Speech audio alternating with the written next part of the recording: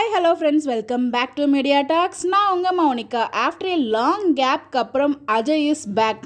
நான் எங்கே இருக்கேன்னு கண்டுபிடிங்க அப்படின்னு சொல்லிட்டு நம்ம அஜய் வந்து ஷேர் பண்ணியிருந்தாரு மார்னிங் ஒரு அப்டேட். அதுக்கப்புறம் வந்து வில்லன்ஸ் கேங் எல்லாம் சேர்ந்துருக்க மாதிரி ஒரு அப்டேட்டுமே நமக்கு கிடச்சிருக்கு. ஸோ என்னடா இது, பேக் டு பேக் வில்லன்ஸ் கேங்கை வச்சு ஷூட் பண்ணிகிட்டு இருக்காங்க, ஹீரோயின் அதாவது வீக்காக வச்சு ஷூட்டே பண்ணலையே அப்படின்னு சொல்லிட்டு நமக்குள்ள வந்து எல்லாருக்குலையுமே ஒரு கேள்வி வந்துட்டு இருக்கு. பேக் டு பேக் வந்து பார்த்தீங்கன்னா வில்லன்ஸ் கேங்கு இல்லைனா விஜய் வந்து தாத்தா பாட்டி வீட்டில் இருக்க மாதிரி ஷூட்டிங் அப்டேட்ஸ் கிடச்சிருக்கே தவிர வீக்காக வச்சு நமக்கு எந்த ஒரு அப்டேட்டுமே கிடைக்கல.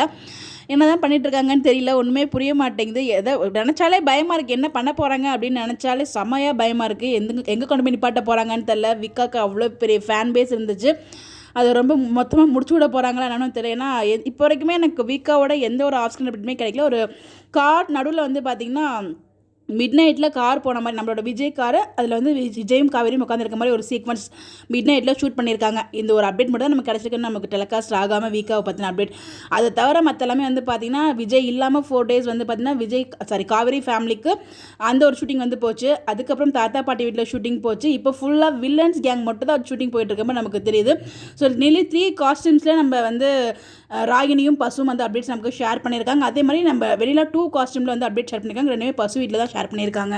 இருக்க போதுன்னு தெரியல. ஸோ பேக் டு பேக் நமக்கு அப்டேட்ஸ் கிடச்சிருக்கு. அது எல்லாமே உங்களுக்காக இங்கே நான் ஷேர் பண்ணியிருக்கேன். நீங்கள் என்ன நினைக்கிறீங்கன்னு சொல்லி உங்களுடைய கருத்துக்களை மறக்காமல் கமெண்ட்டில் ஷேர் பண்ணுங்கள். எந்த மாதிரி அப்டேட் தெரிஞ்சுக்க நம்மளோட சேனலை ஃபாலோ பண்ணிக்கோங்க. Bye bye.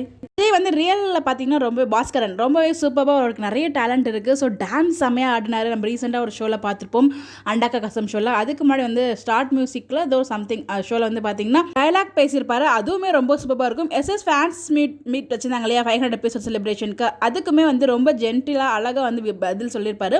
ஸோ அவருக்கு அந்த டைம்லேயுமே நல்ல ஒரு ஃபேன் பேஸ் கிடச்சிச்சு. ஸோ ஒன்ஸ் அகேன் ரொம்ப ரொம்ப லாங் பிரேக்குக்கு அப்புறம் வந்து வில்லன்ஸ் கேங்கோட இணைஞ்சிருக்காரு. ஸோ நடக்க போகுது அப்படிங்கிறத வெயிட் பண்ணி பார்ப்போம். உங்களுடைய கருத்துக்கள் கமெண்ட்டில் சொல்லுங்கள். Bye bye.